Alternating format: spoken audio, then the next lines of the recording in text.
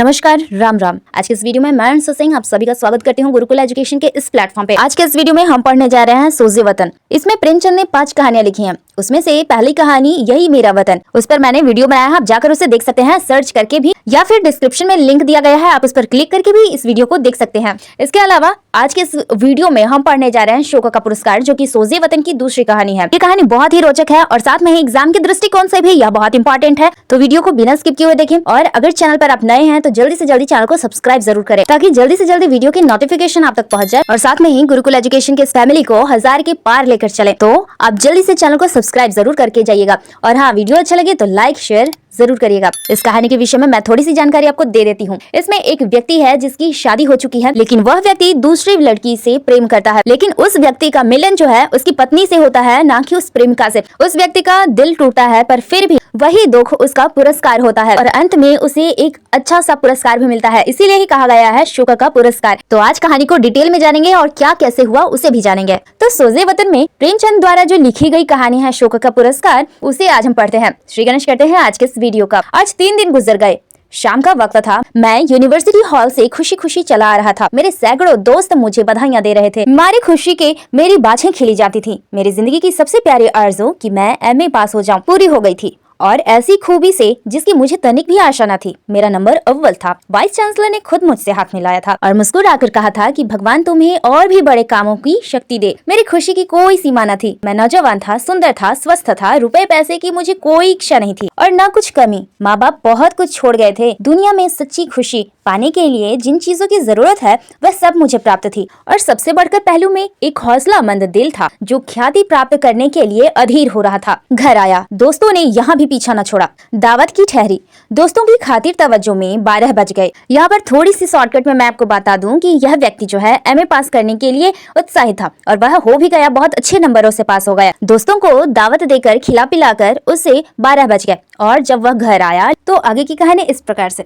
जब वह लेटा तो बरबस ख्याल मिस लीलावती की तरफ जा पहुंचा, जो मेरे पड़ोस में रहती थी और जिसने मेरे साथ बीए का डिप्लोमा हासिल किया था। भाग्यशाली होगा वह व्यक्ति जो मिस लीला को ब्याहेगा। कैसी सुंदर है, कितना मीठा गला है, कैसा हंसमुख स्वभाव। मैं कभी कभी उसके यहाँ प्रोफेसर साहब से दर्शन शास्त्र में सहायता लेने के लिए जाया करता था। वह दिन शुभ होता था जब प्रोफेसर साहब घर पर न मिलते थे। मिस लीला मेरे साथ बड़े अच्छे से पेश आती, और मुझे ऐसा मालूम होता था कि मैं ईसा मसीह के शरण में आ जाऊं तो उसे मुझे अपना पति बना लेने में कोई आपत्ति न होगी। वह शैली, वायलिन और केट्स की प्रेमी थी, और मेरी रुचि भी बिल्कुल उसी के समान थी। हम जब अकेले होते थे तो अक्सर प्रेम और प्रेम के दर्शन पर बातें करने लगते, और उसके मुंह से भावों में डूबी हुई बातें सुन सुनकर मेरे दिल में गुदगुदी होने लगती। मगर अफसोस, मैं अपना मालिक न था। मेरी शादी एक ऊंचे घराने में कर दी गई थी, मगर मैंने अब तक अपनी बीवी की सूरत भी न देखी थी। मगर मुझे पूरा विश्वास था कि मुझे उसकी संगत में वह आनंद नहीं मिल सकता जो लीला की संगत में संभव है। शादी के 2 साल हो चुके थे, मगर उसने मेरे पास एक खत भी न लिखा था। मैंने 2-3 खत लिखे भी, मगर किसी का जवाब न मिला। इससे मुझे एक शक हो गया था कि उसकी तालीम भी यूं ही सी है, यानी कि वह अनपढ़ है। यहाँ थोड़ी कहानी के विषय में मैं बता देती हूँ। जब व्यक्ति खुशी खुशी घर आता है और लेटता है, तब उसे अचानक लीलावती की याद आती है, क्योंकि बीए में उसके साथ पढ़ रही थी। वह कॉलेज के प्रोफेसर की बेटी भी थी। तो जब वह प्रोफेसर के यहाँ जाता तो मिस लीला से मिलता था। इसी में दोनों की बातचीत होती थी। दोनों कहीं ना कहीं एक दूसरे से प्रेम करते थे, पर उससे अचानक याद आता है कि उसकी शादी हो चुकी है, और शादी के 2 साल भी हो चुके हैं। उसका शादी जो है एक बड़े घराने में कर दी गई थी, और वह व्यक्ति जब भी पत्र लिखता तो उधर से कोई उत्तर नहीं आता, यानी कि वह समझता था कि उसकी पत्नी जो है वह अनपढ़ है। वह समझता है कि उसकी बीवी के साथ उसका तालमेल नहीं बैठ सकता, वह उसके साथ खुश नहीं रह सकता। वह सोचता है कि वह मिस लीला के साथ ही खुश रह सकता है। आगे बढ़ते हैं कहानी की ओर। वह कहता है, आह, क्या मैं इस लड़की के साथ जिंदगी बसर करने पर मजबूर हूँगा? इस सवाल ने मेरे तमाम हवाई कीलों को ढा दिया जो मैंने अभी अभी बनाए थे। क्या मैं मिस लीला से हमेशा के लिए हाथ धो लूं? नामुमकिन है। मैं कुमुदिनी को, यानी कि अपनी पत्नी को छोड़ दूंगा। मैं अपने घर वालों से नाता तोड़ लूंगा। मैं बदनाम होऊंगा, परेशान होऊंगा, मगर मिस लीला को जरूर अपना बना लूंगा। इन्हीं ख्यालों के असर में मैंने अपनी डायरी लिखी और उसे मेज पर खुला छोड़कर बिस्तर पर लेट रहा, और सोचते सोचते सो गया। सवेरे उठकर देखता हूँ तो बाबू निरंजन दास मेरे सामने कुर्सी पर बैठे हैं। उनके हाथ में डायरी थी जिसे वे ध्यान पूर्वक पढ़ रहे थे। उन्हें देखते ही मैं बड़े चाव से लिपट गया। अफसोस, अब उस देवोपम स्वभाव वाले नौजवान की सूरत देखनी न नसीब होगी। अचानक मौत ने उसे हमेशा के लिए हमसे अलग कर दिया। वे कुमुदिनी के सगे भाई थे, बहुत स्वस्थ, सुंदर और हंसमुख। उम्र में मुझसे 2-4 साल ही ज्यादा थे। ऊंचे पद पर नियुक्त थे। कुछ दिनों से इसी शहर में तब्दील होकर आए थे। मेरी उनसे बहुत अच्छी दोस्ती हो गई थी। मैंने पूछा, क्या तुमने डायरी पढ़ ली? यहाँ शॉर्ट में मैं समझा देती हूँ कि कहानी में आगे क्या हुआ। उस व्यक्ति को लगता है कि वह मिस लीला के साथ खुश रह सकता है। उसकी याद में वह अपनी पत्नी तक को छोड़ना चाहता है, अपने घर परिवार सभी को वह छोड़ देना चाहता है। उसके मन में जितनी भी भावनाएं थे उसने सब डायरी में लिखी और डायरी भी खुला मेज पर छोड़कर रख दिया और वह सो गया। सुबह उठकर देखा तो एक व्यक्ति उसका डायरी पढ़ रहा था। यह व्यक्ति कोई और नहीं बल्कि उसकी पत्नी कुमुदिनी का भाई था। अब उन दोनों के बीच में क्या बातें होती हैं, चलिए आगे की कहानी में जानते हैं। उसने निरंजन से पूछा, क्या तुमने मेरी डायरी पढ़ ली? निरंजन कहता है, हाँ। मैंने कहा, मगर कुमुदिनी से कुछ न कहना। निरंजन कहता, बहुत अच्छा, नहीं कहूंगा। मैंने आगे कहा, इस वक्त किसी सोच में हूँ, मेरा डिप्लोमा देखा? निरंजन कहता है, घर से खत आया है, पिताजी बीमार है, 2-3 दिन में घर जाने वाला हूँ। मैंने कहा, शौक से जाइए, ईश्वर उन्हें जल्द स्वस्थ करे। निरंजन पूछता है, तुम भी चलोगे? न मालूम कैसा पड़े कैसा न पड़े। मैंने कहा, मुझे तो इस वक्त माफ कर दो। यह कहकर निरंजन दास चले गए। मैंने हजामत बनाई, कपड़े बदले और मिस लीलावती से मिलने का चाव मन में लेकर चला। वहाँ गया तो देखा ताला पड़ा हुआ है। मालूम हुआ कि मिस लीला साहिबा की तबीयत 2-3 दिन से खराब थी। आबो हवा बदलने के लिए वह नैनीताल चली गई थी। अफसोस, मैं हाथ मसल कर रह गया। क्या लीला मुझसे नाराज थी? उसने मुझे क्यों खबर नहीं दी? लीला, क्या तू बेवफा है? तुझसे बेवफाई की उम्मीद न थी। फौरन पक्का इरादा कर लिया कि आज की डाक से नैनीताल चल दूं। मगर घर आया तो लीला का खत मिला। कांपते हुए मैंने हाथों से खत खोला। उसमें लिखा था, मैं बीमार हूँ, मेरे जीने की कोई उम्मीद नहीं है। डॉक्टर कहते हैं कि प्लेग है। जब तक तुम आओगे शायद मेरा किस्सा तमाम हो जाएगा। आखिरी वक्त तुमसे न मिलने का सख्त सदमा है।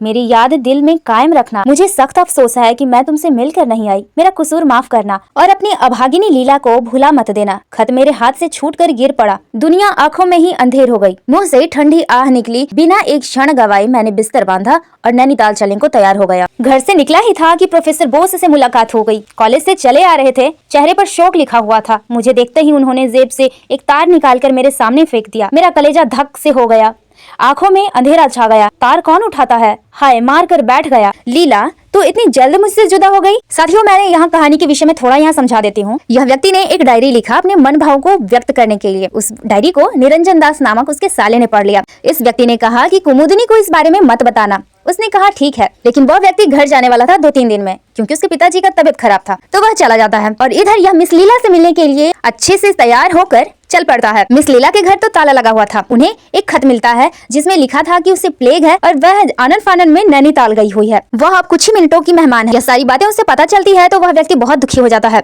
और बुढ़िया बिस्तर बांधकर नैनीताल जाने लगता है। वह घर से निकलता ही है कि सामने से प्रोफेसर बोस आते हैं और उन्हें एक तार देते हैं। इसमें मिस लीला की मृत्यु का समाचार था। वह व्यक्ति बहुत दुखी हो जाता है और दुखी मन से घर आता है। आपको कहानी बहुत जबरदस्त लग रही होगी ना, इसलिए आप जल्दी से चैनल को सब्सक्राइब जरूर करिए, बेल आइकन को जरूर प्रेस करें। बढ़ते हैं आगे कहानी की ओर। मैं रोता हुआ घर आया और चारपाई पर मुंह ढापकर खूब रोया। नैनीताल जाने का इरादा खत्म हो गया। 10-12 दिन तक मैं उन्माद की सी दशा में इधर उधर घूमता रहा, यानी कि आवारा की तरह, पागलों की तरह घूमता रहा। दोस्तों की सलाह हुई कि कुछ रोज के लिए कहीं घूमने चले जाओ। मेरे दिल में भी यह बात जम गई। निकल खड़ा हुआ और 2 महीने तक विंध्याचल, पारसनाथ वगैरह पहाड़ियों में आवारा फिरता रहा। ज्यों त्यों करके नई जगहों और नए दृश्यों की सैर से तबीयत का जरा तस्कीन हुआ, यानी कि जरा सा तबीयत ठीक हुआ। मैं काबू में था, यानी कि मैं अब कंट्रोल में था। मेरे पास मेरे नाम से एक तार पहुंचा। मैं कॉलेज की असिस्टेंट प्रोफेसरी के लिए चुना गया हूँ। जी तो न चाहता था कि फिर इस शहर में वापस आऊं, मगर प्रिंसिपल के खत ने मजबूर कर दिया। लाचार होकर लौट आया और अपने काम में लग गया। दोस्तों की संगत से भागता और हंसी मजाक से चिढ़ मालूम होती। एक रोज शाम के वक्त मैं अंधेरे कमरे में लेटा हुआ था, कल्पना में खोया हुआ था कि सामने वाले मकान से गाने की आवाज आई।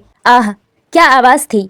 तीर की तरह दिल में चुभी जाती थी। स्वर इतना करुण था, इस वक्त मुझे अंदाजा हुआ कि गाने में क्या असर होता है। तमाम रोंगटे खड़े हो गए, कलेजा महसूसने लगा और दिल पर एक अजीब सी वेदना पहुंची। आंखों से आंसू बहने लगे। हाय, यह लीला का प्यारा गीत था। पिया मिलन है कठिन बावरी। मुझसे रुका न गया। मैं एक उन्माद की सी दशा में उठा और जाकर सामने वाले मकान का दरवाजा खटखटाया। मुझे उस वक्त यह चेतना न रही कि एक अजनबी आदमी के मकान पर आकर खड़े हो जाना और उसके एकांत में विघ्न डालना एक असभ्यता है। एक बुढ़िया ने दरवाजा खोल दिया और मुझे खड़े देखकर लपकी हुई अंदर गई। मैं भी उसके साथ चला गया।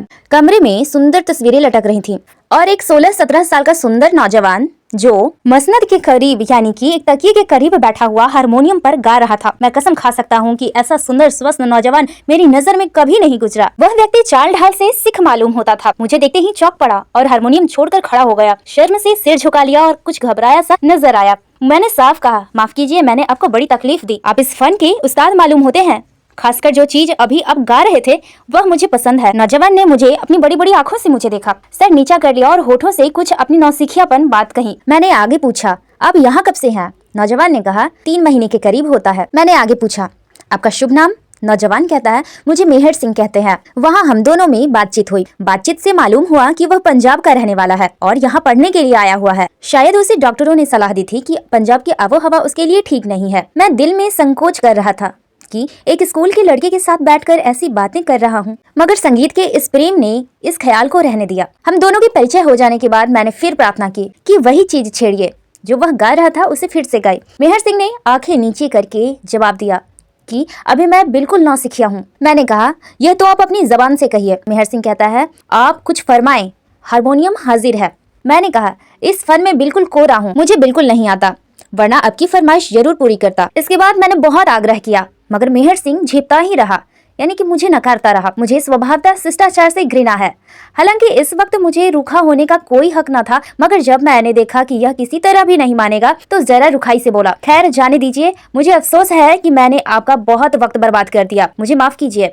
यह कहकर उठ खड़ा हुआ। मेरी रोनी सूरत देखकर शायद मेहर सिंह को उस वक्त तरस आ गया। उसने झेपते हुए मेरा हाथ पकड़ लिया और बोला, आप तो नाराज हुए जाते हैं। फिर मैंने उत्तर दिया, मुझे आपसे नाराज होने तक का भी हक नहीं है। मेहर सिंह कहते हैं, अच्छा बैठ जाइए, मैं आपकी फरमाइश पूरी करूंगा। मगर मैं अभी बिल्कुल अनाड़ी हूँ। मैं बैठ गया और मेहर सिंह ने हारमोनियम पर वही गीत अलापना शुरू किया। पिया मिलन है कठिन बावरी। कैसी सुरीली तान थी, कैसी मीठी आवाज, कैसा बेचैन करने वाला भाव। उसके गले में वह रस था जिसका बयान नहीं हो सकता। मैंने देखा कि गाते गाते खुद उसकी आंखों में आंसू भर आए और मुझे ऐसा लगता कि मैं एक मोहक स्वप्न में खोया हुआ हूँ। एक बहुत मीठा नाजुक दर्दनाक असर दिल पर हो रहा था, इसे बयान नहीं किया जा सकता। एक हरे भरे मैदान का नक्शा आंखों के सामने खिंच गया और लीला, प्यारी लीला इस मैदान पर बैठे हुई मेरी तरफ हसरतनाक आंखों से ताक रही थी। मैंने एक लंबी आह भरी और बिना कुछ कहे उठ खड़ा हुआ। इस वक्त मेहर सिंह ने मेरी तरफ ताका। उसकी आंखों में मोती के कतरे डुबडुबाए हुए थे और बोला, कभी कभी तशरीफ लाया कीजिएगा।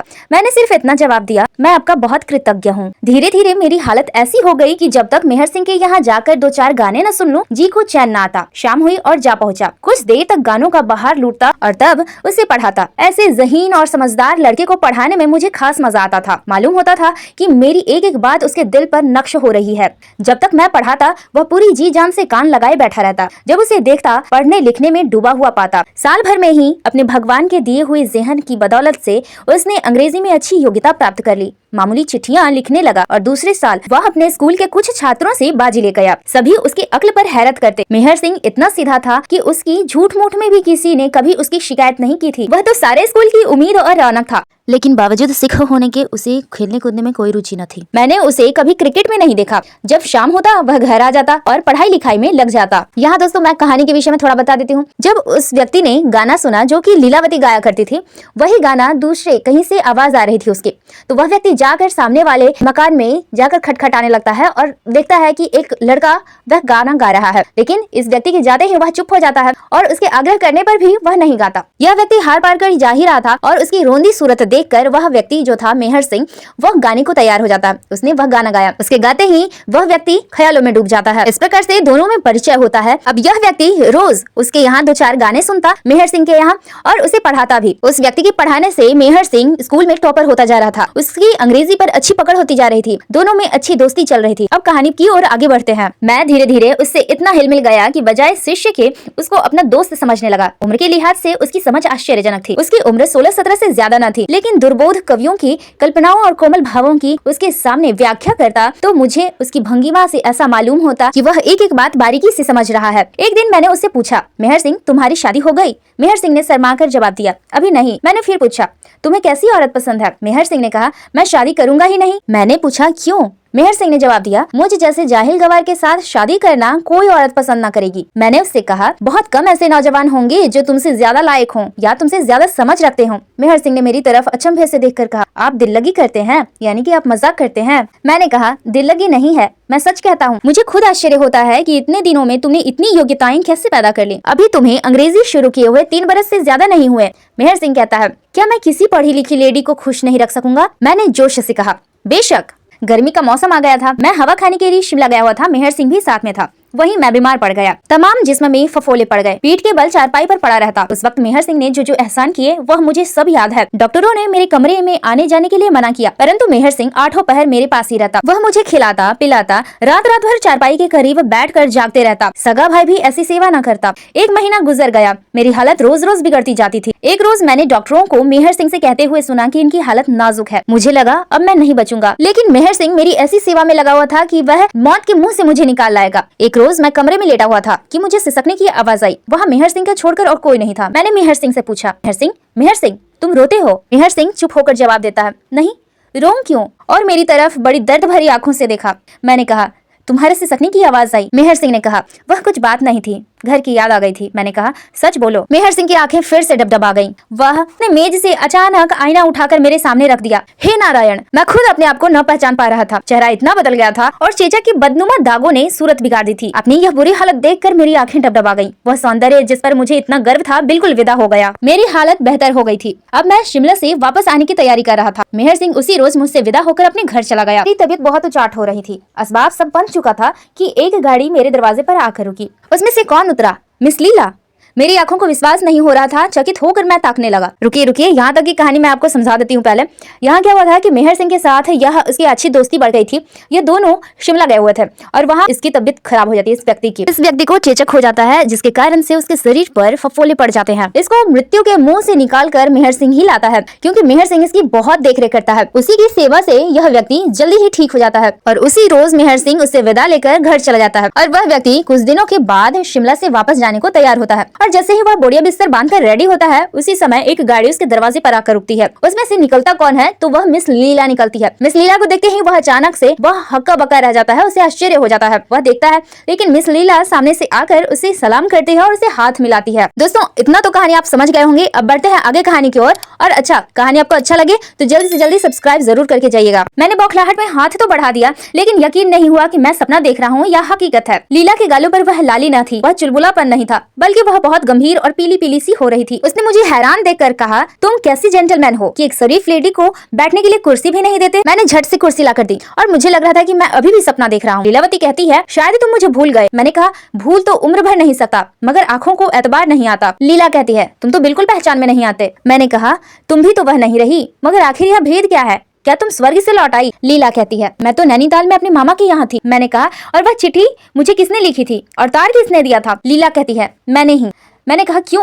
तुमने मुझे क्यों धोखा दिया? शायद तुम्हें अंदाजा नहीं कि मैंने तुम्हारे शोक में कितनी पीड़ा सही है। मुझे उस वक्त अनोखा गुस्सा आया। यह फिर से मेरे सामने क्यों आ गई? मर गई थी तो मरी ही रहती। यह सारी बातें मैं मन में बोल रहा था। आगे लीला कहती है, इसमें एक गुर था, एक रहस्य था, मगर यह बातें फिर होती रहेंगी। इस वक्त तुम्हें अपनी एक लेडी फ्रेंड से इंट्रोड्यूस कराऊं। वह तुमसे मिलने के लिए बहुत इच्छुक है। मैंने अचरज से पूछा, मुझसे मिलने को? मगर लीलावती ने इसका कुछ जवाब न दिया और मेरा हाथ पकड़कर गाड़ी के सामने ले गई। उसमें एक युवती हिंदुस्तानी कपड़े पहने बैठी हुई थी। मुझे देखते ही उठ खड़ी हुई और हाथ बढ़ा दिया। मैंने लीला को प्रश्न भरी नजरों से देखा। लीला ने कहा, क्या तुमने नहीं पहचाना? मैंने कहा, मुझे अफसोस है कि मैं आपको पहले कभी नहीं देखा, और अगर देखा भी होता तो घूंघट की आड़ से कैसे पहचान सकता हूँ। लीला कहती है, यह तुम्हारी बीवी कुमुदिनी है। मैंने आश्चर्य भरे स्वर में कहा, कुमुदिनी यहाँ? लीला कहती है, कुमुदिनी, मुंह खोल दो और अपने प्यारे पति का स्वागत करो। कुमुदिनी ने कांपते हुए हाथों से जरा घूंघट उठाया। लीला ने उसका सारा घूंघट उठा दिया और ऐसा मालूम हुआ कि जैसे बादल से चांद निकल आया। मुझे ख्याल आया, मैंने यह चेहरा कहीं देखा है। कहा, आह, उसकी नाक पर अभी भी वह तिल है, उंगली में वह अंगूठी भी है। लीला कहती है,